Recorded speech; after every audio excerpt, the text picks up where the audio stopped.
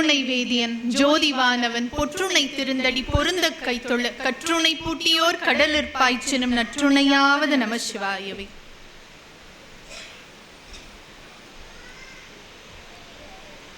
மிகச் சிறப்பாய் இந்த விழாவினை நடத்தி கொண்டிருக்கக்கூடிய டாக்டர் அவர்களுக்கும், என்னை மிக அன்போடு அழைத்த செல்வன் சார் அவர்களுக்கும், இந்த விழாவினை ஏற்பாடு செய்திருக்கக்கூடிய ஒருங்கிணைப்பாளர்கள் அத்தனை பேருக்கும், பெருந்திரளாய் வந்திருக்கக்கூடிய கோவில்பட்டி வாழ் மக்கள் உங்கள் அத்தனை பேருக்கும் என்னுடைய மிக பணிவான வணக்கம்.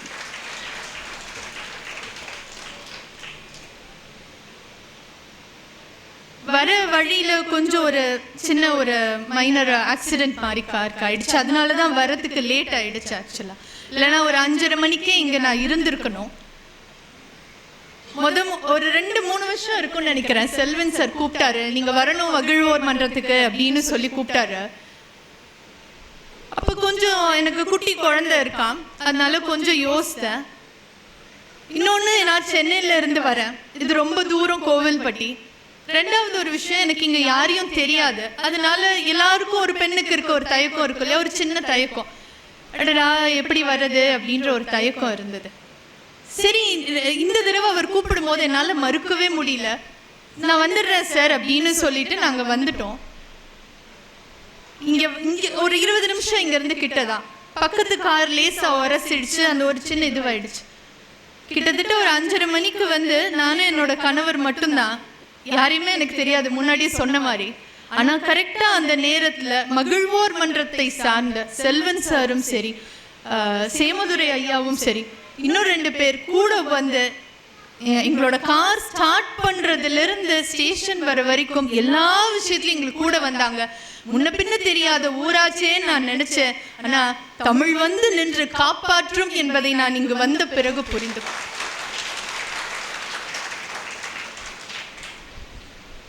அந்த உதவி பேருதவிக்கு நாங்கள் என்றைக்கும் நன்றி கடனோடு இருப்போம்.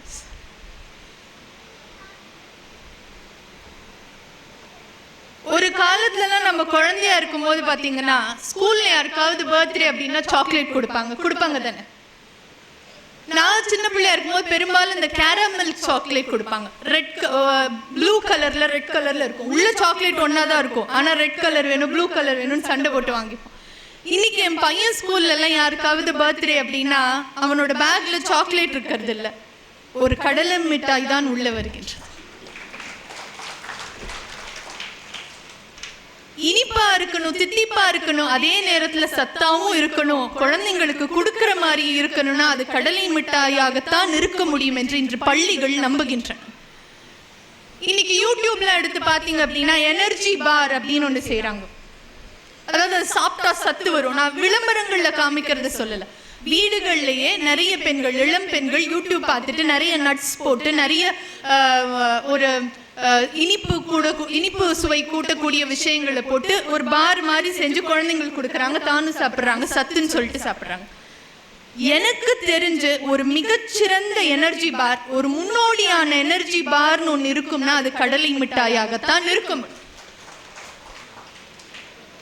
சரி, ஒரு அழகு ஒண்ணு சொல்லவா? கடலை மிட்டாயில கடலை இருக்கும், வெல்லம் இருக்கும். இதை நான் உங்களுக்கு சொல்லித்தர வேண்டாம், உங்க ஊர்ல வந்த கடலை இருக்கு, வெல்லம் இருக்கு.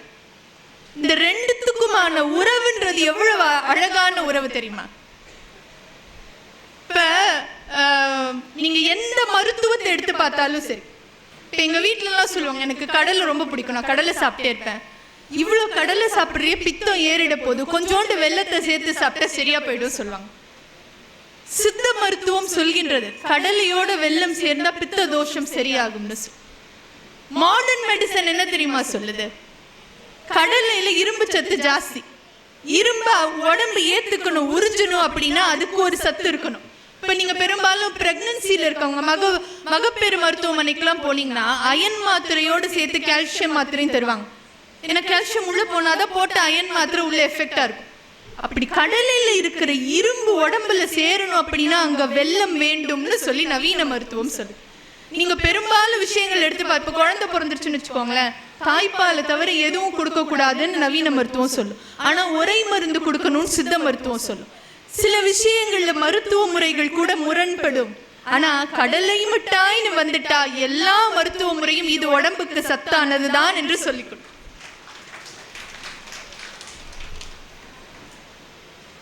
உடம்புக்கு நல்லது கடலை மிட்டாய், கடலை மிட்டாயில் நல்லது கோவில்பட்டி கடலை மிட்டாய்.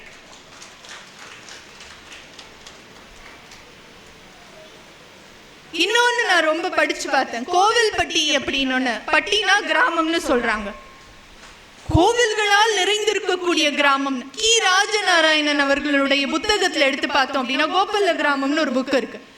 ஒரு ஊர்ல இருந்து இன்னொரு ஊருக்கு குடிபெயர்ந்து போவாங்க, அதாவது துரத்தப்படுவாங்க அந்த கொடுங்கோல் அரசரை தாக்கு பிடிக்க முடியாம.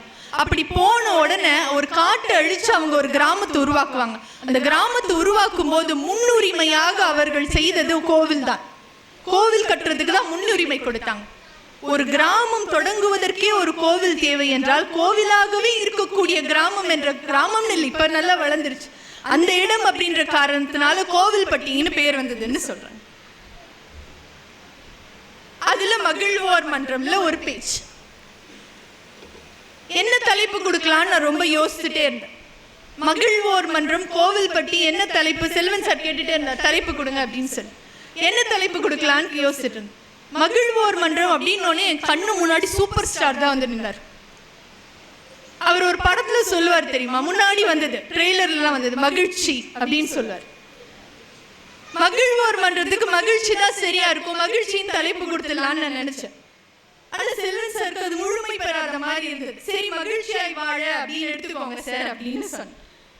இதுல என்ன ஆச்சரியம் அப்படின்னா, பெரும்பாலும் டாக்டர், நீங்க நிறைய டாக்டர்ஸ் எல்லாம் பாத்தீங்கன்னா சில பேர் என்ன பண்ணுவாங்க, நோய் வர காலம் தானே அவங்களோட தொழில் நல்லா போகும். கரெக்ட் தானே, அது உண்மை தானே.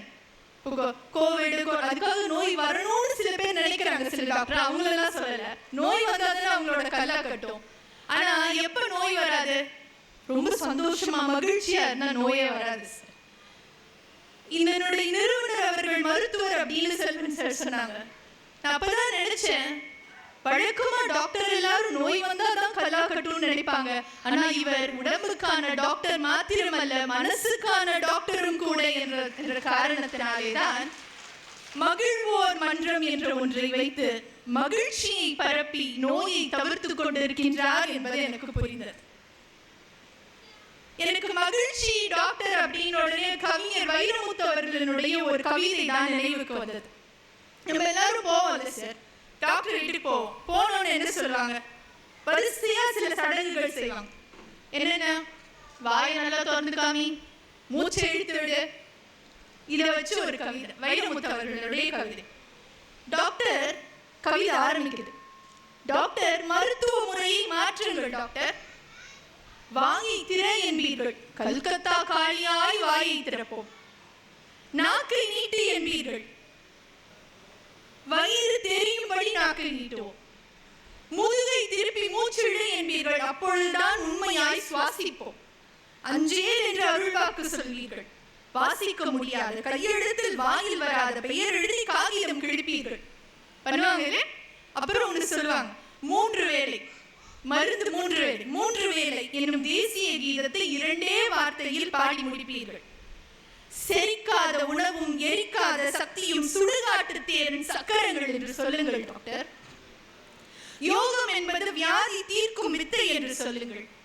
உயிர் தீயை உருட்டி உருட்டி நெற்றி போட்டு நிறுத்த சொல்லுங்கள். உணவு முறை திருத்தங்கள். தட்டிலே மிச்சம் வைக்காதே, வயிற்றிலே மிச்சம் வை. பசியோடு உட்கார், பசியோடு எழுந்திரி. உண்மை இதுதான். மனிதனை தேடி மரணம் வருவதில்லை, மரணத்தை தேடியே மனிதன் போகின்றான். டாக்டர் எல்லா மனிதரையும் 2 கேள்விகள் கேளுங்கள். பொழுது விடியும் போது மலசிக்கல் இல்லாமல் இருக்கின்றதா, முடியும் போது மனசிக்கல் இல்லாமல் முடிகின்றதா?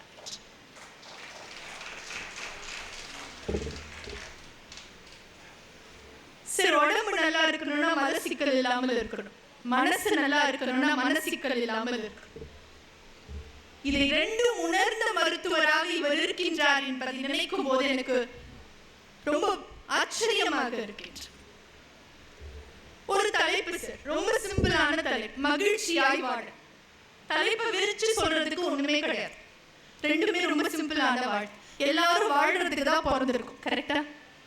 எல்லாரும் வாழதான் ஆசைப்படும். அதுல எல்லாருக்கும் இன்னொன்னு ஆசை இருக்கு, மகிழ்ச்சியா வாழணும், சந்தோஷமா வாழ. ஒரு குட்டி பையனை கூட்டிட்டு பாட்டி கோயிலுக்கு போறாங்க. பிள்ளையார் முன்னாடி உக்கி போடுறா சொல்றாங்க, போடுறான். நல்ல சந்தோஷமா வாழணும்னு பிள்ளையார்ட்ட வேண்டிக்கோ சொல்றாங்க. அவனும் வேண்டிக்கிறான். சரி, இப்ப அடுத்த வீட்டுக்கு போறோம், பெரியவங்க இருக்காங்க, காலில் விழுந்து ஆசீர்வாதம் என்ன சொல்லுவாங்க? நல்ல சந்தோஷமா இருக்கணுமா, மகிழ்ச்சியா இருக்கணுமா சொல்லுவாங்களா? அன்னைக்கு ஒருத்தர் இப்படிதான் நான் கோயில்ல பார்த்தேன். நவகிரகத்தை 9 சுத்திட்டு இருந்தார் சார். அதுல 7 சுத்தி இப்படி சுத்துறாரு, 2 சுத்தி இப்படி மாத்தி சுத்துறாரு. என்ன சார் இப்படி சுத்துறீங்க அப்படின்னு கேட்டதுக்கு, இல்ல எங்க ஜோசியர் சொல்லியிருக்காரு மகிழ்ச்சியா இருக்கணும்னா இப்படி மாத்தி சுத்தணுமா அப்படின்னு சொன்னார். சரி, அன்னைக்கு ஜன்னல் வழியா பக்கத்து வீட்டு மொட்டை மாடியை நான் பார்த்தா அங்க ஒரு தாத்தா இப்படி நேரம் நடக்கிறாரு, வாக்கிங் போயிட்டு இருக்காரு. நல்ல தெரிஞ்சுதான் பண்றாரு. இப்படி நேரம் நடக்கிறாரு, அதே மாதிரி ரிவர்ஸ்ல நடக்கிறாரு. நேரம் நடக்கிறார், ரிவர்ஸ்ல நடக்கிறார். திடீர்னு ஜன்னல தொண்டு பார்த்துட்டு எனக்கு பயமாயிடுச்சு, என்னடா அது அப்படின்னு சொல்லி பார்த்தா அது ஒரு மெத்தடா நடக்கிறதுக்கு, உடம்பு நல்லா இருக்கும். ஏன்? சந்தோஷமா இருக்கிறதுக்காக. சரி, பார்க்குக்கு போலான்னு பார்த்தா ஒரு 8 போட்டு 8லயே 8 பேர் நடந்துட்டு இருக்காங்க சார்.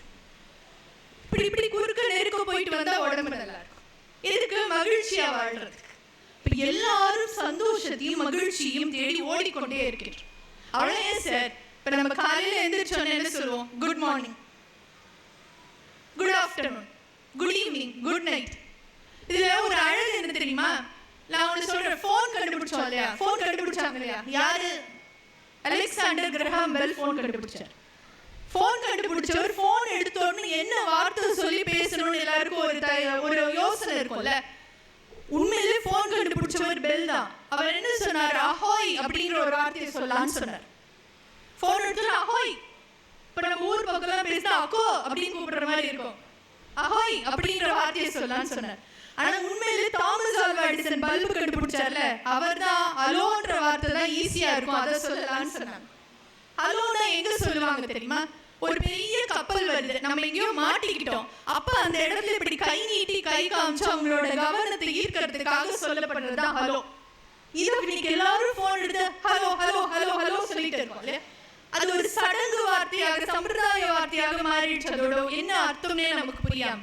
அதே மாதிரிதான் காலையில எந்திரிச்சோன்னே குட் மார்னிங். யாராவது நிஜமாவே நல்ல மார்னிங்கா இருக்கணும்னு நினைச்சா சொல்றோம், அது ஒரு சம்பிரதாயம் ஆயிடுச்சு. குட் மார்னிங், குட் ஆஃப்டர்நூன் அந்த மாதிரி சொல்றது. அதே மாதிரிதான் இப்ப யாராவது ஒருத்தவங்க கல்யாணத்துக்கு போனா ஹாப்பி மேரிட் லைஃப் அப்படின்னு சொல்றது. இப்ப ஒரு தீபாவளி பொங்கல் அப்படின்னு வருதுன்னா போன் எடுத்து என்ன சொல்லுவோம்? Happy Deepavali, happy Pongal. இப்ப எல்லா விசேஷங்களும் எல்லா வாழ்க்கையினுடைய எல்லா கட்டங்களும் சந்தோஷமாக இருக்க வேண்டும் என்று நாம் அத்தனை பேரும் ஆசைப்படும். ஆனா உண்மையிலே அப்படியா இருக்கும்? மனசுக்குள்ள ஆசை இருக்கு சார். உண்மையிலே அப்படியா இருக்கும்?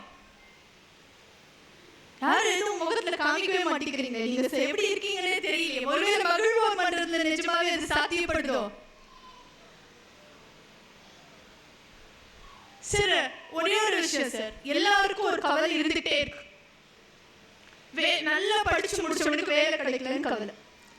சரி, ஒருத்தருக்கு நல்ல வேலை இருக்கே, சந்தோஷமா இருக்காங்கன்னு பார்த்தா இல்ல ஒய்ஃப் திட்டிகிட்டே இருக்காங்க, பொண்டாட்டிகிட்ட பேச்சு வாங்க முடியல அப்படிங்கிற கவலை, மனைவி திட்டிகிட்டே இருக்காங்கன்ற கவலை. சரி, மூணாவது ஒருத்தரை போய் பார்த்தா அவருக்கு வேலையும் இருக்கு, ரொம்ப அழகான அன்பான மனைவியும் கூட. அப்புறம் என்ன சார் உங்களுக்கு கவலை அப்படின்னு கேட்டா, இல்ல என் பையன் என் கூட சண்டை போட்டுக்கிட்டே இருக்கான், நான் சொல்றதுக்கு மட்டும் எதிராகவே செய்யறான்ற கவலை. சரி, நாலாவது ஒருத்தரை போய் பார்த்தா அவர்கிட்ட வேலையும் இருக்கு, நல்ல மனைவியும் இருக்காங்க, அன்பான பிள்ளைகளும் இருக்கு, என்ன சார் கவலை உங்களுக்கு அப்படின்னு கேட்டா, இல்ல என் மூக்கு ரொம்ப பெருசா இருக்க மாதிரி இருக்கு, ரொம்ப வருத்தமா இருக்கு. எல்லாருக்கும் ஒரு கவலை மனசுக்குள்ள குத்திட்டே இருக்கு. நிஜமாவே இந்த மனுஷன் வருத்தமா இருக்காரு, மூக்கு பெருசா இருக்கு, நான் சும்மா சொல்லல. நிறைய பேருக்கு அந்த கவலையும் மனசுல இருக்கு. எல்லாருக்கும் மனசுக்குள்ள ஒரு கவலை வருத்தம் வருத்திக்கிட்டே இருக்கு. இன்னும் பார்த்தோம் அப்படின்னா, நல்ல பணக்கார வீட்டுல நிறைய சாப்பாடு இருக்கு, ஆனா வயிறு பெருசாயிட்டே இருக்கேன்னு கவலையா இருக்கு. எதுவுமே இல்லாத கஷ்டப்படுறவங்க வீட்டுல வயிறு காலியாவே இருக்கு, சாப்பிட எதுவுமே இல்லைன்னு கஷ்டமா இருக்கு. கார்ல போறவங்களுக்கு பைக்ல போனா டிராபிக்ல வேகமா போயிடலாமேன்னு பார்த்து கஷ்டமா இருக்கு. பைக்ல போறவங்க சைக்கிள்ல போனா சைட்லயே போயிடலாமேன்னு கஷ்டமா இருக்கு. சைக்கிள்ல போறவங்க நடந்து போனா என் தொப்பையாவது குறையுமே யோசிக்கிறாங்க. நடந்து போறவங்க எப்படா கார் வாங்கணும்னு யோசிக்கிறாங்க. இப்படி எல்லாருக்கும் ஏதோ ஒரு எதிர்பார்ப்பு இருந்துட்டே இருக்கு. எதையோ ஒண்ணு தேடி ஓடிட்டே இருக்காங்க. அதனால வாழ்க்கையில சந்தோஷமா இருக்கணும்னு ஆசைப்படுறாங்க, வேண்டிக்கிறாங்க. ஆனா இருக்க முடியல. அவங்க சந்தோஷமா இருக்கணும்னு தான் சார் நினைக்கிறாங்க, ஆனா இருக்க முடியல. மூக்கு பெருசா படிச்சுட்டானே கடவுள் வருத்தம் பட முடியும், அது மாத்தவா முடியும். அப்ப இந்த மாதிரி ஒரு கவலை இருக்கு. மகாத்மா காந்தியிடம் சென்று கேட்டார்கள், எது மகிழ்ச்சி என்று. மகாத்மா காந்தி சொன்னார், நீங்கள் என்ன சொல்கிறீர்கள் என்பதும் நீங்கள் என்ன செய்கிறீர்கள் என்பதும் இணக்கமாக இருந்தால் அதுதான் மகிழ்ச்சி என்று சொன்னார். உண்மையான மகிழ்ச்சி எது? எது சார் உண்மையான மகிழ்ச்சி? பெரிய கார் வாங்குறதா? கிடையவே கிடையாது. இப்பதான் பார்த்துட்டார். இந்த காரை விட அடுத்து பெருசு கார் அப்படி இருக்கும். ஒரு கார் வாங்கும்போது சந்தோஷமா இருக்கும், மாற்றுக்கிறதே கிடையாது. ஒரு வாரம் 2 வாரம் அந்த கார்ல ஏதாவது ஒரு பிரச்சனை வரும்போது சோகமா இருக்கும். இப்ப எது மகிழ்ச்சி? ஒருவேளை நிறைய பணம் சம்பாதிச்சா மகிழ்ச்சி. சில பேர் அப்படி இருக்காங்க. நாங்க எங்க சென்னையில எல்லாம் நிறைய இப்ப எங்களோட வயசு ஐடில வேலை பாக்குறவங்களா எப்படியாவது நிறைய சம்பாதிச்சு பேங்க்ல ஒரு FD போட்டுட்டு அதுக்கப்புறம் நான் என்ஜாய் பண்ண போற வாழ்க்கை. ஒன்றும் இல்லை சார், 1 கோடி ரூபாய் எப்படியாவது சம்பாதிச்சு நான் FD போட்டுட்டா வர வட்டி வச்சு நான் மீதி வாழ்க்கையை சமாளிப்பேன். இந்த அளவுக்கு நான் காசு சேர்த்ததுக்கு அப்புறம் தான் நான் மகிழ்ச்சியாவே இருக்க முடியும்னு சொல்றாங்க. ஆனா பாருங்க, அந்த அளவுக்கு காசு சேர்த்ததுக்கு அப்புறம் தான் நமக்கு முட்டி லேசா சத்தம் வர ஆரம்பிச்சு. சத்தம் வர முட்டியை வச்சுட்டு எப்படி சந்தோஷமா இருக்க முடியும்? இந்த வீட்டுல நிறைய பெண்கள் பண்ணுவாங்க, எங்க வீட்லயும் உண்டு, எல்லாரும் சொல்லுவாங்க, உங்க 2 பேர் காலேஜ் முடிக்கிற வரைக்கும் தான் இந்த சாப்பாடு கட்டுற வேலை, அதுக்கப்புறம் நான் ஃப்ரீயா இருப்பேன், சந்தோஷமா இருப்பேன். 2 பசங்க காலேஜ் படிச்சு முடிச்சிட்டாங்க. பாவம், நம்ம 14 வருஷமா 2 பேருக்கு சாப்பாடு கட்டியிருப்பாங்க. சரி, சாப்பாடு கட்டி முடிச்சாச்சு, இதுக்கப்புறமா நான் சந்தோஷமா இருக்க போறேன் அப்படின்னா அப்பதான் பக்கத்துல யாராவது சொந்தக்காரங்க வந்து பொண்ணு பார்க்கலையா, மாப்பிள்ளை பார்க்கலையான்னு கேட்டு போவாங்க. சரி, கல்யாணம் பண்ணதுக்கு அப்புறம் நான் சந்தோஷமா இருக்க போறேன். எல்லா அம்மாக்களும் சொல்லுவாங்க, சார் எங்க வீடு உங்க வீடு, கல்யாணம் பண்ண அடுத்த நிமிஷம் தயவு செஞ்சு 2 பேரும் பறந்து போயிடுங்க, தனி கொடுத்து வச்சுருங்க, தயவு செஞ்சு போயிடுங்க, நான் சந்தோஷமா நிம்மதியா இருப்பேன், எனக்கான வாழ்க்கையை நான் வாழப்போம் சொல்லுவாங்க. கல்யாணம் பண்ணி போனா 1 வருஷம் 2 வருஷத்துல திரும்பி பேரம் பேத்தி வந்துடுவாங்க. இன்னைக்கு எல்லாரும் வேலை பார்க்குறாங்க, பேரம் பேத்தி அடுத்து மறுபடியும் ரிப்பீட் அப்படிங்கிற மாதிரி சாப்பாடு கட்டுறதுல இருந்து அத்தனையும் ஆரம்பிக்க. வாழ்க்கையில இந்த நிலை வந்ததுக்கு அப்புறம் தான் நான் சந்தோஷமா இருப்பேன்னு சில பேர் இருக்காங்க. இவ்வளவு பணம் சேர்த்ததுக்கு அப்புறம் சந்தோஷமா இருக்கு. காரு, வீடு, பங்களா பெருசா வாங்குறதுல சந்தோஷமா இருக்கு. சரி, வாழ்க்கையில 2 விதமான கோடுகள் இருக்கு. ஒரு கோடு நமக்கு ரொம்ப துன்பம் தரும், இன்னொரு கோடு அலாதியான இன்பம் தரும். 2 கோடு தான், மெலிசா சின்னமா நீளமா இருக்கிற கோடு தான். புதுசா கார் வாங்கிட்டோம், பழன்னு இருக்கு. பார்க்கிங் ஒரு படம் வந்தது பாத்தீங்களா? பக்கத்துல ஒரு வண்டி லேசா இழுத்துட்டாங்க, அழகா வெள்ளே இருந்த கார்ல நீளமா ஒரு கோடு வந்துருச்சு. மனசு சந்தோஷமா இருக்கும்னு நினைக்கிறீங்க? மெலிசு கோடு, சின்ன கோடு, சந்தோஷமா இருக்கும்னு நினைக்கிறீங்க? ஒருவேளை அதை விட ஒரு பெரிய கோடு விழுந்தா இந்த கோடு சந்தோஷமா இருக்கும், பரவாயில்லன்னு இருக்கும். சரி, இப்படி கேட்கிறேன், புதுசா வீடு கட்டியிருக்கோம், பில்டர் வந்து ஒயிட் கலர் பெயிண்ட் தான் அடிப்பேன்னு சொன்னாரு. இல்ல சார், எனக்கு கிரீன் கலர் பெயிண்ட் தான் வேணும்னு சொல்லி அடிச்சாச்சு. சோஃபாவை கொண்டு வந்து போடுறவர் செவத்தை ஒட்டி சோஃபாவை போட்டார். சோஃபானால செவத்துல ஒரு கோடு வந்துருச்சு. அடுத்த வீட்டுக்கு சொந்தக்காரங்க வராங்க, கோடு தெரியக்கூடாதுன்னு சோஃபாவை ஒட்டியே போட்டு கோடு பெருசாயிடுச்சு. இந்த கோடு சந்தோஷமா இருக்கும்னு நினைக்கிறீங்க? சரி, நிறைய பெண்கள் இருக்கீங்க, பெண்களுக்கெல்லாம் ஒரு வீக்னஸ் உண்டு. புடவைன்னு அதை பத்தி சொல்லல, பாத்திரம் கடையில போய் புதுசா பாத்திரம் வாங்குறோம்ல, ஒருவேளை வீட்டுக்கு பாத்திரம் தேய்க்க ஒரு அக்கா வந்தாங்கன்னா, இங்க பாரு இது புதுசா வாங்கியிருக்கேன், அந்த கம்பி நாரை மட்டும் போட்டு தேய்ச்சிடாத, கோடு விழுந்துட போகுது சொல்லுவோமா மாட்டோம்? இல்ல நம்ம தேய்க்கும் போது பார்த்து பத்திரமா கையால தேய்க்கிறவங்க எனக்கு தெரியும், நாரே போடாம. எல்லாமே கோடு தான் சார், சின்ன கோடு தான். இந்த கோடுகள் எல்லாம் மாபெரும் துன்பத்தை தரும். ஆனா இன்னும் சில கோடுகள் அலாதியான இன்பம் தரும். என்ன தெரியுமா? உறவுகளுக்கு இடையே இருக்கின்ற கோடுகள். கலில் ஜிப்ரான் அப்படின்ற கவிஞர் சொல்கின்றார், கணவன் மனைவியாக இருந்தாலும் கூட ஒரே கப்பில இருந்து குடிக்க கூடாது காஃபியோ டீயோ. ஆனா இன்னைக்கு யங்ஸ்டர்ஸ் இது நிறைய இருக்கும். ஒரே ஒரு சோடா பாட்டில் 2 ஸ்ட்ரா போட்டு குடிப்பாங்க. இன்னும் கல்யாணம் ஆகலன்னு அர்த்தம். ஒரே கப்ல இருந்து குடிக்க கூடாது. அவரவர்கள் வாழ்க்கை தனித்தனியாக இருக்க வேண்டும். இருவரும் சேர்ந்து அவரவர்கள் வாழ்க்கையிலும் வாழ வேண்டும். அந்த கோடு இருக்கணும்னு கணவன் மனைவி கிட்டே சொல்லுவாங்க. அப்ப சொந்தக்காரங்க மற்றவங்க அப்ப அந்த கோடுகள் என்பது ஒரு அலாதியான இன்பம் தரும். ஒரு பவுண்டரி, ஒரே கோடு தான், 2 வித்தியாசமான பார்வை இருக்கு பாருங்களேன். சரி, ஒரே ஒரு கதை சொல்றேன்.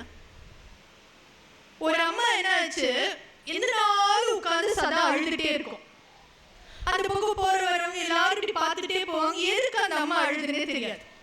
மழை காலனாலும் அழும், வெயில் காலனாலும் அழும், எல்லா நாளும் அழுதுகிட்டே இருக்கும். ஒரு நாள் ஒரு முனிவர் போனார். அந்த பக்கமா போனவர் பார்த்தார், எதுக்கு இந்த அம்மா அழுதுகிட்டே இருக்காங்க, சரி நம்ம போய் கேட்போம்னு சொல்லி கேட்டேன். கேட்ட உடனே அதுக்கு சொன்ன அந்த அம்மா சொன்னாங்க, அது ஒன்றும் இல்லை, எனக்கு 2 பொண்ணுங்க. ஒரு பொண்ணு வடகம் விற்கிறான், பத்தல் போடுவோம் இல்லையா, சின்ன சின்ன வேலை தான், வடகம் விற்கிறான். 2வது பொண்ணு கொடை விற்கிறான், மழை வந்தா கொடை பிடிப்போம் இல்லையா, கொடை விற்கிறான். சரி, அப்புறம் எதுக்கு அழுகிறீங்க? இல்ல, ரொம்ப மழை காலத்துல வத்தெல்லாம் விற்க மாட்டேங்குது, பதத்து போயிடுது, நமத்து போயிடுது, யாரும் வாங்க மாட்டேங்கிறாங்க, அதனால மழை காலத்துல எல்லாம் சின்னவளை நினைச்சு அழுவேன்னு சொன்னார். அது அம்மா சொல்லுச்சு. சரி, இப்ப வெயில் காலத்துல எதுக்கு அழுகிறீங்க? கொடையே விற்காதே சார், யாரு சார் கொடை வாங்குவா, என் பெரிய பொண்ணை நினைச்சு நான் அழுவேன்னு சொன்னாங்க. அந்த முனிவர் ஒண்ணு சொல்லிட்டு போனார். அதுக்கப்புறம் அந்த அம்மா எல்லா நாளும் சிரிச்சுக்கிட்டே இருந்ததுங்க. மழை காலத்திலயும் சிரிச்சுட்டே இருந்தது, வெயில் காலத்திலயும் சிரிச்சுட்டே இருந்தது. என்ன சொல்லிட்டு போயிருப்பாரு நீங்க நினைக்கிறீங்க? ஒரு சின்ன விஷயம் தான். அந்த அம்மாவை கூப்பிட்டு சொன்னாரு, அம்மா இங்க பாரு, இனிமேல் நீ மழை காலத்துல எல்லாம் உன் பெரிய பொண்ணை நினைச்சுக்கோ, நல்லா கொடை விற்கும்னு உனக்கு சந்தோஷமா இருக்கும். வெயில் காலத்துல எல்லாம் உன் சின்ன பொண்ணை நினைச்சுக்கோ, நல்லா வத்தலும் வடகும் விற்கிறேன்னு உனக்கு சந்தோஷமா இருக்கும்னு சொல்லிட்டு போனார். அன்னையிலிருந்து அந்த அம்மா மழை காலத்துல எல்லாம் பெரிய பொண்ணை நினைச்சு சந்தோஷப்படுவாங்க, வெயில் காலத்துல எல்லாம் சின்ன பொண்ணை நினைச்சு சந்தோஷப்படுவாங்க. அந்த சூழ்நிலை எங்கேயாவது மாறிச்சா? மழையும் வெயிலும் வராம போச்சா? பிசினஸ் மாத்திக்கிட்டாங்களா? ஒண்ணும் மாறல. அந்த அம்மாவினுடைய மனம் மாறியது, வாழ்க்கையே சந்தோஷமாக இருந்தது. அப்ப என்ன வேண்டும்? நம்ம ஒண்ணு நல்லா யோசிச்சு பார்க்கணும் சார். உலகத்திலே நமக்கு யாரு ரொம்ப பிடிக்கும் நீங்க நினைக்கிறீங்க? அப்பா அம்மாவை. ஐயா சொன்னாங்க. சரி, அப்பா அம்மாவை பிடிக்கும். அதை விட இந்த ஒருத்தரை நமக்கு ரொம்ப பிடிக்கும். என்னங்க ஐயா? நண்பன். சரி, நட்பு. அவங்கள விடவும் இவங்களை பிடிக்கும். சில நேரம் நம்ம நண்பர்களே திட்டுறது இல்லையா? பெரிய வயசுல திட்ட மாட்டோம், சின்ன வயசுல திட்டிருப்போம். அம்மா அப்பாவை பிடிக்கும். அவர் செல்ஸ் ஓகே. அப்ப ஃபர்ஸ்ட் அம்மா அப்பாவை பிடிக்கும். ஆனா அதுவும் கொஞ்சம் காலத்துக்கு தான். நண்பர்களை பிடிக்கும், கூட பிறந்தவங்களை பிடிக்கும்னு நம்ம நினைச்சிட்டு இருப்போம். நீங்க நிறைய வீடுகளில் பாத்தீங்கன்னா, நீ குப்பை தொட்டியில இருந்த, நான் தான் கொண்டு வந்து அம்மா அப்பாட்ட கொடுத்து உன்னை வளர்க்க சொன்னேன் நம்ம பேசிட்டு இருந்தோம். எல்லாரும் பேசியிருப்பாங்க சின்ன வயசுல. கணவன் மனைவி சொல்லவே வேண்டாம். ஒரு 60ஆம் கல்யாணத்துல வேணா கொஞ்சம் சந்தோஷமா இருக்கலாம். எல்லா உறவுகளும் இப்படித்தான் இருக்கும். ஆனா அங்க கரெக்டா ஆன்சர் வந்துருச்சு. இலங்கை ஜெயராஜையா, கம்பவாரி இலங்கை ஜெயராஜையா அதிர்வுகள்னு ஒரு புத்தகம் எழுதுறாரு. அதுல ஒரு இன்சிடென்ட் சொல்றாரு. என்ன பண்றோம், இப்ப நம்ம யார் வீட்டுக்காவது போறோங்க, போனோம்னா அவங்க வீட்டுல ஒரு கல்யாண ஆல்பம் கொடுக்குறாங்க. அவங்க வீட்டுல இப்ப சமீபத்துல ஒரு கல்யாணம் நடந்துச்சுன்னு வச்சுக்கோங்களேன். அங்க அந்த கல்யாணத்துக்கு நீங்களும் அட்டென்ட் பண்ண போயிருக்கீங்க. ஒரு கல்யாண ஆல்பம் கொடுக்குறாங்க. எல்லா ஆல்பமும் திருப்பி திருப்பி பாக்குறீங்க. எல்லா போட்டோலையும் ஒருத்தரே நீங்க பாக்குறீங்க. யார? அம்மா அப்பாவையா, கூட பிறந்தவங்களையா, கணவன் மனைவியா, பிள்ளைகள் கூட அடுத்துதான். முதல்ல நம்முடைய கண்கள் யாரை தேடும்? நம்மை தான் தேடும். இந்த உலகத்திலேயே ஒருத்தருக்கும் ரொம்ப பிடித்தது தன்னைத்தான் என்று அவர் பதிவு செய்கிறார். அது சொல்ல மாட்டோம் வெளியே, ஆனா டிஃபால்ட் உள்ள நம்மளதான் பிடிக்கும். அப்ப இப்ப சொல்லுங்க, ஏன் நாம் மகிழ்ச்சியாக இருக்க வேண்டும்? ஏன்னா நமக்கு நம்மளதான் பிடிக்குது. நம்மள மகிழ்ச்சியாக, நம்மை சந்தோஷமாக வைத்துக் கொள்வது என்பது நம்முடைய கடமைகளில் தலையாயது. அப்ப ஏது மகிழ்ச்சியை தரும்? கார் கிடையாது, கோடு விழுந்துடும். பாத்திரம் கிடையாது, கோடு விழுந்துடும். புடவை கிடையாது, கடைசி காலத்துல எடுத்துட்டு போக முடியாது. எதுவுமே வெளிப்புறங்களில் இருக்கக்கூடிய எதுவுமே நமக்கு மகிழ்ச்சியை தராது. ஆனால் உள்ள இருக்கின்ற ஒவ்வொன்றும் நமக்கு மகிழ்ச்சியை தரும். இந்த பேச்சுக்காக தான் நான் படிக்கும் போது ஒரு அறிவியல் ரீதியான ஒரு விஷயத்தை நான் பார்த்தேன். சரி, நம்ம எல்லாம் என்ன நினைச்சிட்டு இருக்கோம்? நம்ம சந்தோஷமா இருக்கிறது நம்மளோடது நம்ம நினைச்சிட்டு இருக்கோம்ல. நம்முடைய தோற்றங்கள் வேணா நம்முடைய மரபணுக்கள்ல இருந்து வந்திருக்கலாம், நம்முடைய குணாதிசயங்கள் கூட மரபணுக்கள்ல இருந்து வரலாம், சில நோய்கள் கூட வரும்னு சொல்றாங்க, ஜெனடிக் டிசார்டர்ஸ். உங்களுக்கு தெரியுமா, சந்தோஷம் கூட நம்முடைய மரபணுக்களில் இருந்து வருவது. யுஎஸ்ஐ சேர்ந்து சில சைக்காலஜிஸ்ட் வந்து ஆராய்ச்சி பண்றாங்க. நம்ம 100% சந்தோஷமா இருக்கணும், கரெக்டா? அதுல 50% சந்தோஷம் நம்மளோட மரபணுக்கள்ல இருந்து வருது. எப்படி தெரியுமா? இப்ப நான் சொல்றேன் பாருங்க. இப்போ ஒருத்தர் ரொம்ப சோகமாவே உட்கார்ந்துருக்காரு சார். ஏன், என்னாச்சு கேட்டா ஒரு 30-35 வயசு இருக்குன்னு வச்சுக்கோங்க. இல்ல, இந்த முன்னாடி முடி நரைச்சு போச்சு, 30 வயசுலயே நரைச்சு போச்சேன்னு வருத்தமா இருக்காரு. இந்த முன்னாடி இருக்கிற முடி நரைச்சதுதான் நரைச்சது, பின்னாடி நரைச்சிருந்தா கூட யாரும் பார்த்திருக்க மாட்டாங்க, முன்னாடி நரைச்சு போச்சேன்னு வருத்தமா இருக்காரு. இன்னொருத்தர் பக்கத்துல இருந்தவர் நிறைய முடியோட கொஞ்ச நாள் முன்னாடி சூப்பரா வந்து போலீஸ் கட்லாம் வச்சுட்டு இருந்தார். அப்புறம் கொஞ்சம் முடி கொட்டி போச்சு, அதை வச்சு வேற கட் பண்ணிட்டார். மூணாவது எல்லா முடியும் கொட்டி போச்சு, பரவாயில்ல நாளா வந்தான் கெட்ட போட்டுக்கிறேன்னு சந்தோஷமா வந்துட்டார். இங்க ஒரே ஒரு முடி நரைச்சு போனதுக்கு உலகத்தையே திட்டி உட்கார்ந்துருக்காரு. அங்க முடி போனதுக்கு அப்புறம் அவர் சந்தோஷமா இருக்கு. ஏன்னா அது ஒரு பாசிட்டிவ் மைண்ட் செட். இது நம்முடைய மரபணுக்களில் இருந்து வரும்னு சொல்றாங்க ஆய்வு பண்ணிட்டு. இது எவ்வளவு பர்சன்ட் வரும்? அப்ப நம்ம கிட்ட சந்தோஷமே இல்லையா? அப்படின்னா இது ஒரு 50% வரும். மீதி 50% சந்தோஷம் என்பது நாமே நமக்காக தீர்மானிப்பதுதான். என்ன 50%? 10% இந்த காரு, பங்களா, நகை, நட்டு இதுல வரக்கூடியது 10%, நம்ம சுத்தி இருக்கக்கூடிய சூழல். மீதி 40% அப்படின்றது இப்ப நான் சொல்ல போற விஷயங்களால் நமக்கு கிடைப்பது. எப்ப சார் சந்தோஷமா இருப்போம்? நீங்க சொல்லுங்க, எப்ப சந்தோஷம்? நீங்க எப்ப ரொம்ப சந்தோஷமா இருப்பீங்க? யாராவது சொல்லுங்க. நினைச்ச விஷயம் நடந்துருச்சுன்னா சந்தோஷமா இருக்கும். சரிங்க, அப்புறம் வேற?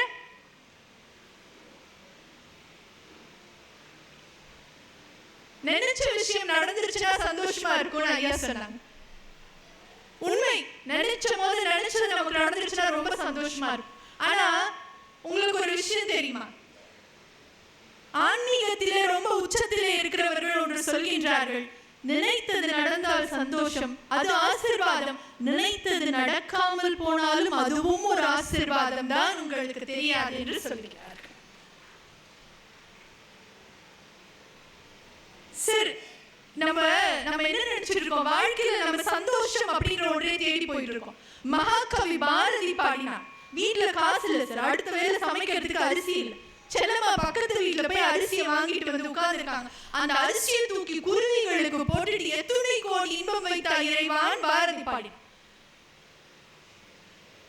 தீக்குள் விரலை வைத்தால் நந்தலாலா, என்னை தீண்டும் இன்பம் தோன்றுதையே நந்தலாலான்னு பாடினான். எது? வாழ்க்கையே வறுமை என்ற நெருப்பால் சுட்டுக் கொண்டிருக்கிறது, தீக்குள்ள நான் உன்னை சுடும் போது கூட எனக்கு நீதான் என் நினைவுக்கு வரன்னு சொல்லி பாரதி பாடினான். இது எப்படி சாத்தியப்பட்டது? இது எப்படி நடந்தது? ஏன்னா ஒரு மிகப்பெரிய அரசர் ஒருத்தர் என்ன பண்ணாரு, ஒரு பெரிய ஞானி ஒரு துறவியை கூப்பிட்டு வாழ்க்கையே சந்தோஷமா இருக்கிறதுக்கான வழி என்னன்னு சொல்லி கேட்டார். அந்த துறவி எழுதினார், ஜென் மாஸ்டர், ஜென் துறவி, ஜென் மாஸ்டர் ஒரு பேப்பர் எடுத்து எழுதினார். பிறப்பு துன்பம், வாழ்வது துன்பம், இறப்பது துன்பம்னு எழுதினார். இதுக்கா உங்களை கூப்பிட்டேன்? இது எனக்கு தான் தெரியுமே, நான் அந்த வாழ்க்கையில வாழ்ந்துட்டு இருக்கேன், இதுக்கா உங்களை கூப்பிட்டேன் அப்படின்னு கேட்டார். உடனே அதுக்கு அந்த துறவி அதுக்கு அடுத்து கீழே ஒரு வழி எழுதுறார். இன்பமும் துன்பமும் மாறி மாறிதான் வரும், இது புரிந்து கொள்வதே இதிலிருந்து விடுபடுவதற்கான வழி என்று எழுதினார். நம்முடைய வாழ்க்கையை நாம் ஏற்றுக்கொள்ளும் போது வாழ்க்கையில் நடக்கின்ற அத்தனையும் நமக்கு இன்பமாகவும் சந்தோஷமாகவும் தான் இருக்கும் என்று அறிஞர்கள் சொல்லுகின்றார்கள். இன்னொன்னு என்ன தெரியுமா? ஒரு காலத்திற்கும் ஒன்னொன்னு இருக்கும் சார், ஒரு காலத்திற்கும் ஒன்னொன்னு இருக்கும். தேஜோவினுடைய ஒரு ஜென் மாஸ்டரினுடைய ஒரு கவிதை, ரொம்ப ஒரு அழகான கவிதை. அந்த ஜென் மாஸ்டருடைய கவிதை பல முறை படித்தால் கூட நமக்கு வந்து ஆச்சரியமாக இருக்கும், ரொம்ப எளிமையா. தோஜனின் அப்படின்ற அந்த ஜென் மாஸ்டருடைய கவிதை, வசந்தத்தில் செய் பூக்கள், கோடையில் குயில், பாருங்க, வசந்தத்தில் செய் பூக்கள், கோடையில் குயில், இலையுதிர் காலத்தில் நிலா, குளிர்காலத்தில் பனி தெளிவாக ஜில்லென. அந்தந்த காலத்திற்கென்று அந்தந்த ஒரு தனித்துவம் இருக்கும். அந்த தனித்துவத்தை அந்தந்த காலத்திலே நாம் கொண்டாட கற்றுக்கொண்டால் வாழ்க்கை எப்போது மகிழ்ச்சியாக இருக்கும் என்று சொல்லுகின்ற கவிதை. இன்னொரு கவிதை ஒன்று சொல்லட்டுமா? வைரமுத்து அவர்களுடைய கவிதை தான், மகிழ்ச்சியை பற்றிய ஒரு கவிதை. நம்ம எல்லாம் மகிழ்ச்சியா இருக்கிறது என்னமோ அப்படின்னு ஒண்ணு நாம நினைச்சிட்டு இருக்கோம். வைரமுத்து நம்ம என்ன நினைச்சோம், அது என்னமோ ஒண்ணு நினைச்சோம். ஆனா நம்முடைய மனசுதான் அதற்கு காரணம். இப்ப ரொம்ப நிறைய மழை பெய்யுது சார், ஒரு டம்ளர்ல போய் மழையை குடிக்கிறோம். குடிச்சா எவ்வளவு நாள் குடிக்கலாம்? ஒரு வேளை குடிக்கலாம், சுத்தமான தண்ணி. அதே மழையை போய் ஒரு குடத்துல பிடிக்கிறோம், குடிச்சா எத்தனை நாள் குடிக்கலாம்? ஒரு ஒரு ஒரு மாசம், ஒரு வாரம். இதே இது கொஞ்சம் பெருசா அண்டாண்டாவோ வீட்டுல பிடிச்சி வச்சிருக்கோம். இதுக்கு நிறைய பெண்கள் பதில் சொல்றாங்க, அனுபவம் இருக்குன்னு நினைக்கிறேன். அண்டாண்டாவோ பிடிச்சி வச்சிருக்கோம், ஒரு வருஷம் ஓடும். அதே மழையை ஒரு குளத்துல பிடிச்சோன்னா வருஷம் பூரா இது பண்ணும். இதுதான் வைரமுத்து அவர்களுடைய கவிதை. மகிழ்ச்சி என்பது வேறொன்றும் இல்லை, மகிழ்ச்சி என்பது வேறொன்றும் இல்லை, மனதின் கொள்ளளவு. மழை கொண்டு வருகின்றது சமதர்ம மேகம். ஒரு குவளையில் பிடித்தால் ஒருவேளை மகிழ்ச்சி, ஒரு குளத்தில் பிடித்தால் ஒரு நாளை மகிழ்ச்சி, ஒரு குளத்தில் பிடித்தால் வருடமெல்லாம் மகிழ்ச்சி. எது உன் மனசு?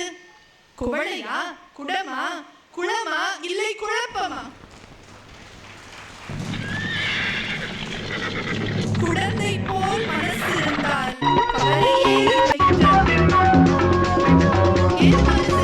காப்பாத்துன நல்லா இருக்கணும் சாமி. பெரிய வயசானவ மாதிரி என்ன ஆசீர்வதிக்கிற? ஆமா, இவங்க எப்படி வந்து மாட்டிக்கின? அவசரத்துல ஓடுற ரயில ஏறிக்கினா. எழுத்தாளருடைய ஒரு புத்தகம் உண்டு, மிகச்சிறப்பான எழுதுவார் ஐயா. ஒவ்வொரு பக்கமும் படிக்கும் போது நமக்குள்ள மகிழ்ச்சியாக இருக்கும், அதே நேரத்தில் ஒரு ஆழமான கருத்து வந்து நம்ம எழுத விழுந்துடும்.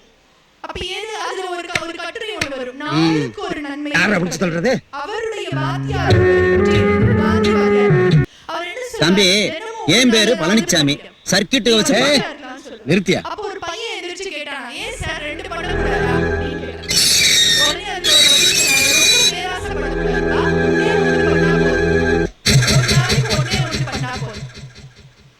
இருக்கிறது நீ ஒருத்தன் தான், நான் வேற யார்கிட்ட சொல்ல? முன்பின் தெரியாதவர்களை பார்த்து ஒரு முறுவல் செய்வது, நமக்கு தபால் கொண்டு வந்து தரார்களா அவர்களுக்கு நன்றி சொல்வது, வேறு யாருக்காவது ஒரு சின்ன உதவி இருந்தா அவங்களுக்கு உதவி செய்வது, குட் மார்னிங் இந்த மாதிரி ஏதாவது ஒன்னாவது நான் ஒரு நாளைக்கு செஞ்சுடுவேன். நம்புறது கஷ்டமா நான் வாழ்ந்துட்டு வரேன். ராம் நரேந்திரன். நாம நன்மை அப்படின்னு ரொம்ப பெருசா நினைக்கிறோம், அப்படி கிடையாது சார். நாம என்ன நினைச்சோம், நோய் தான் தொற்று. என் பேர் நரேந்திரன். கரெக்ட்டா? ராம் நரேந்திரன். சன்னியாசன பெதுக்கு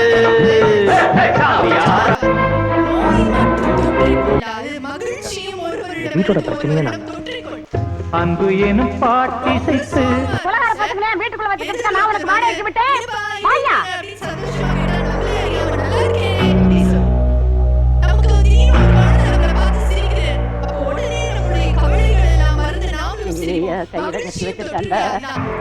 வக்கீல் குளிச்சுக்கிட்டு இருக்க. இங்க என்ன கலட்டா? என்ன ஒரே சத்தம்? ஒரு சத்தம் இல்லையே. என்னடா சத்தம்? ஏதோ கேட்கணும்னு கேள்வி. நான் என்னடா கேட்கணும்னு இருந்தேன். இவன் தான் சொன்னா வந்திருக்கிறவன் சுத்த மோசமானவன், கொலைகாரன், அவரை கொண்டாந்து வக்கீல் இங்க வச்சிருக்கிறாரு அப்படின்னு சொன்னியா இல்லையாடா? பாட்டி என்ன பாட்டி பூட்டி தம்பி, கொலைகார தம்பி, உன்னை பார்த்தா இல்ல உங்களை பார்த்தா துபாயில இருக்கிற என் புள்ள கோதண்டராம மாதிரியே இருக்குது. உங்களுக்கு என்ன வேணும்னாலும் கேளுங்க, நான் உடனடியே செஞ்சு தர்றேன். இது உங்க வீடு மாதிரி. ஆப்பிள் நல்லா இருக்கா? கத்தி வேண்டாம், நான் கடிச்சு சாப்பிட்டுக்கிறேன். நீங்க போங்க, கத்தி எடுத்துட்டே போயிடுங்க. நல்லா இருப்பியா? மாட்டி விட்டியா? கண்டிப்பா நான் காலி இல்லடா, குழந்தை மகளே. நிசப்தம் போடும் குருவிகளின் சப்தம் கேட்டது என்று எழுதுவார். ஃபர்ஸ்ட் குருவி இருந்துச்சு, அப்புறம் குருவி இல்ல, அந்த குருவி இல்லாத மௌனமே எனக்கு திரும்பியும் கேட்டதுன்னு அவர் எழுதுவார். இந்த நொடியில் வாழ்வது என்பது ஒரு மிகப்பெரிய இன்பம். இயற்கையிலே இருக்கும் போது நம்முடைய மனம் விரிவுபடுகின்றது. அந்த இயற்கை என்பது பேரின்பம். மகாத்மா காந்தி அவர்கள் கூட ஒவ்வொரு முறையும் சூரிய அஸ்தமனத்தை நான் ரசிக்கும் போதும் இல்ல நில ஒளியை பார்க்கும் போதும் கூட என்னுடைய ஆன்மா விரிவடைந்த அந்த கடவுளுக்கு நன்றி சொல்லும் என்று எழுதுகின்றார். இயற்கை என்பது பேரின்பம். 3வது நம்முடைய மொழி என்பது மாபெரும் மகிழ்ச்சி. ஒவ்வொரு முறையும் இலக்கியங்களை படிக்கும் போதும் சரி, ஒவ்வொரு முறையும் புத்தகங்களை மொழியோடு உறவாடும் போதும் அது கொடுக்கின்ற மகிழ்ச்சி என்பது மாபெரும் மகிழ்ச்சியாக இருக்கின்றது. 4வது என்ன தெரியுமா? நமக்கு யாரு ரொம்ப பிடிக்கும்னு நான் சொன்னேன், கரெக்டா? இலங்கை ஜெயராஜையா அவர்களுடைய அந்த புத்தகத்திலிருந்து நான் சொன்னேன், யாரையும் நமக்கு ரொம்ப பிடிக்கும். உண்மையான சந்தோஷம் எப்ப வரும் தெரியுமா? நமக்கு யாரை ரொம்ப பிடிக்குமோ அவர்களை வெல்வதுதான் உண்மையான சந்தோஷமாக இருக்கும். ரொம்ப சின்ன சின்ன விஷயம் சார். ஒரே ஒரு நாள் இந்த வயிற்ற பட்டினி போடலாம் முடிவு பண்ணுவோம். ஒரே ஒரு நாள் முருகருக்கு, விநாயகருக்கு, இல்ல மேரிக்கு, ஏதாவது நமக்கு பிடிச்ச இஷ்ட தெய்வத்துக்கு ஒரே ஒரு நாள் வயிற்ற பட்டினி போடலாம் முடிவு பண்ணுவோம். அன்னைக்கு இந்த வயிறு பண்ற அட்டகாசம் இருக்கு, வயிறு பண்ற அட்டகாசத்தை விட மனசு பண்ற அட்டகாசம் இருக்கு. அத்தனை நாள் நமக்கு சாப்பிடணும்னு தோணியே இருக்காது சார். அவசர அவசரமா ஓடி இருக்கும், நின்றுட்டு சாப்பிட்டுட்டு எல்லாம் சாப்பிட்டு ஓடி இருக்கும். ஒரு நாள் உனக்கு ஒண்ணும் கிடையாதுன்னு சொன்னா அவ்வளவு ஆட்டம் போடுது. அதை விட மனசு காலையில இருந்து வரிசையா லிஸ்ட் போட்டு பார்த்திருக்கீங்களா? சக்கரை பொங்கல், புளியோதரை, லெமன் ரைஸ், சின்ன குழந்தைங்களா இருந்தா சன்னா மசாலா, பாவ் பஜ்ஜி. இன்னைக்கு தான் சாப்பிடக்கூடாது இல்ல, நீ எவ்வளவு பேசுற? இந்த மனசு சொன்னது கேட்காம எனக்கு தெரிஞ்ச ஒரு தோழி எல்லாம் ஒரே ஒரு நாள் விரதம் இருக்கணும்னு நினைச்சு கடைசியில பாவ் பஜ்ஜி சாப்பிட்டு தான் விரதத்தையே முடிச்சாங்க. நிஜமா சொல்றேன், ஒரு நாள் இருக்க முடியல. இது போதும் அப்படின்னு சொல்லிட்டு எழுத்தாளர் பாலகுமாரன் அவர்களுடைய ஒரு புத்தகம் உண்டு. இது போதும், கொஞ்சம் கொஞ்சமா இதுல இருந்து நான் விடுபட நினைக்கும் போது முதல்ல நாம கட்டுப்பாட்டுக்குள் கொண்டு வருவது உணவாகத்தான் இருக்க வேண்டும் என்று எழுதுகிறேன். முதல்ல உணவு, 2வது பேச்சு. ருசி என்பது வயிறுடைய மயக்கம். நிறைய உணவு சாப்பிடணும் அப்படின்றது ஒரு மனநோய் அப்படின்னு அவர் எழுதுறார். அப்ப நமக்கு யாரு ரொம்ப பிடிக்கும்? நம்ம தான் நமக்கு ரொம்ப பிடிக்கும். விரதம் இருந்து ஒரு உதாரணத்துக்கு சொல்றேன், விரதம் இருந்து பழகி ஒரு கட்டத்துக்கு மேல தண்ணி கூட குடிக்காம என்னால் இருக்க முடியும்ன்ற அந்த நிலை வரும்போது நமக்கே தெரியாமல் நமக்குள்ள ஒரு சந்தோஷம் வரும். ஏன்னா நமக்கு பிடிச்சவங்களே நாம் வென்று விட்டோம் என்ற காரணத்தினாலே திருமூலர் அவர்களுடைய ஒரு பாடல் ஒன்று வரும். பார்ப்பா நகத்தினில் பார்ப்பசு 5 உண்டு. என்ன 5? கண்ணு, மூக்கு, காது, ஐம்புலன்கள். பார்ப்பா நகத்தினில் பார்ப்பசு 5 உண்டு. மெய்ப்பாருமின்றி வெறித்து திரிவன். மெய்ப்பாரு உண்டாய் வெறியும் அடங்கினால் பசு 5 பாலாய் பொழியுமே. ஐம்புலன் அடக்கம் என்பது அது நமக்கு ஒரு விதமான மகிழ்ச்சி தரும். இது விரதம் அவசியம் கிடையாது, வேற என்ன வேணா எடுத்துக்கலாம். இல்ல இன்னைக்கு பூரா மொபைல் பார்க்க மாட்டேன், ஏதாவது ஒன்று சொல்லலாம். நம்மை நம் கட்டுப்பாட்டுக்குள் இருக்கோம்ன்றது ஒரு மாபெரும் மகிழ்ச்சி தரும்.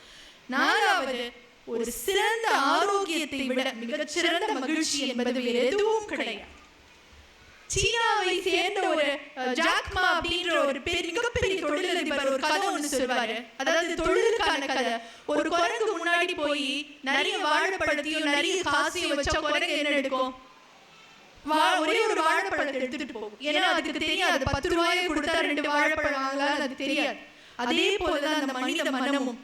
ஆரோக்கியத்தையும் காசையும் முன்ன வச்சா அது காசுதான் எடுக்கும். நல்ல ஆரோக்கியம் இருந்தால் நல்ல காசு சம்பாதிக்கலாம் என்ற அந்த நுட்பம் மனசுக்கு தெரியாது என்று அவர் எழுதுகின்றார்.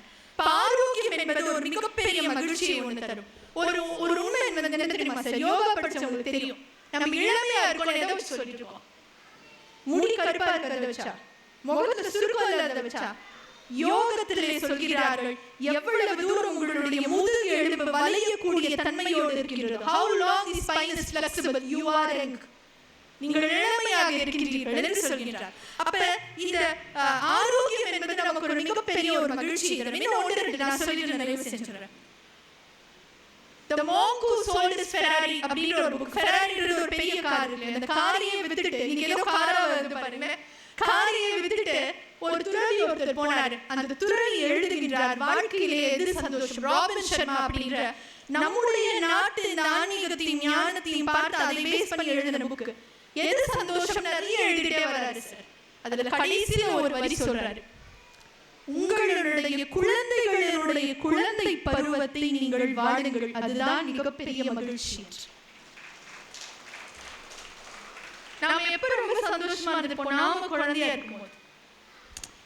சில நேரம் சாக்லேட் காசு வரும், அவ்வளவுதான். ஆனா அடுத்த நிமிஷம் அது மறந்து போயிடும். அப்பா அம்மா திட்டினா கூட எல்லாத்தையும் மறப்போம், மன்னிப்போம்னு குழந்தையா இருக்கும்போது எல்லாரும் சந்தோஷமா. அதுக்கப்புறம் எப்ப திரும்பி அந்த ஆத்மார்த்தமான மகிழ்ச்சி கிடைக்கும்?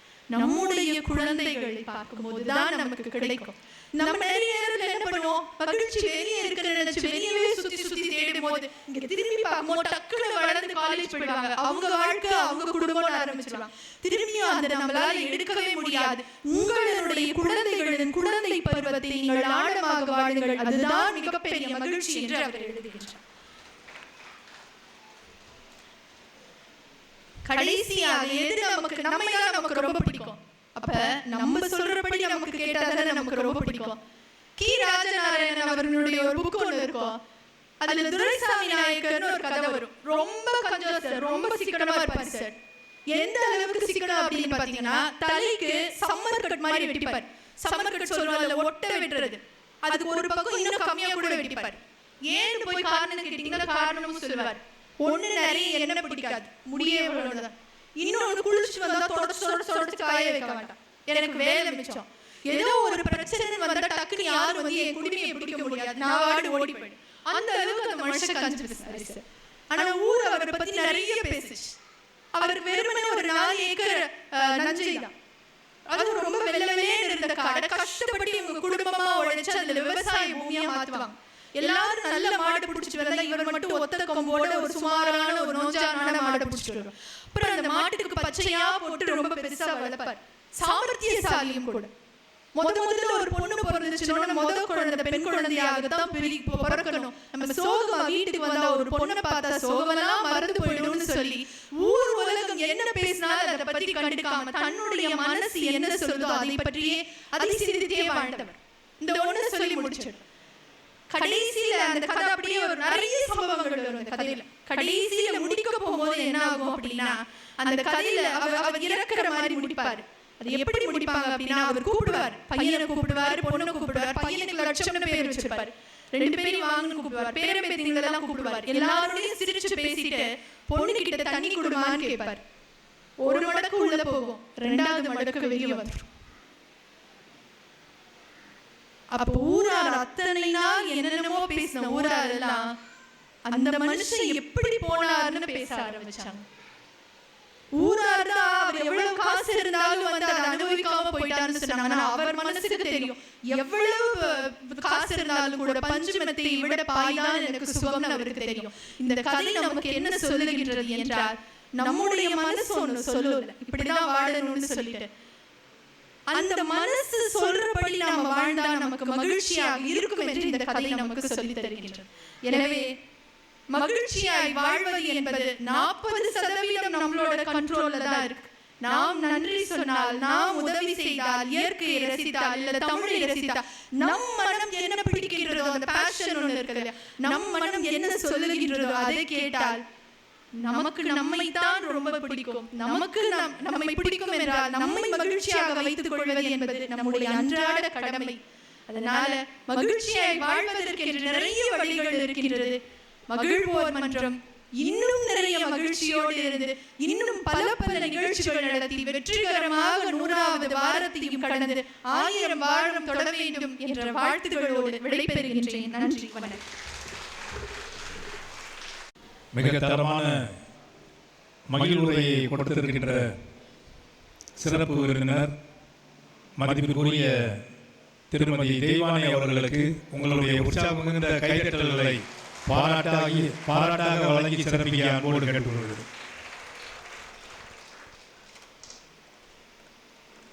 அடுத்த மாதம் ஜூன் 28ஆம் தேதி சிறப்பு விருந்தினராக கன்னியாகுமரி கம்பன் கழகத்தினுடைய தலைவரும் நல்லதொரு பேச்சாளருமான பேராசிரியர் ராஜாராம் அவர்கள் வருகிறார்கள். அவர்களுடைய தலைப்பு வாழ நினைத்தால் வாழலாம் என்ற தலைப்பில் மகிழ்வுரை நிகழ்த்த இருக்கிறார். இன்றைய தினம் போல் அன்றைய தினமும் பெருமளவு வருகை தந்து நிகழ்ச்சியை சிறப்பிக்க அன்புடன் கேட்டுக்கொண்டு இன்றைய நிகழ்ச்சிக்கு வருகை தந்த அனைவருக்கும் காலத்தினுடைய அருமை கருதி ஒட்டுமொத்தமாக நன்றியை தெரிவித்து விடைபெறுகிறேன். நன்றி, வணக்கம்.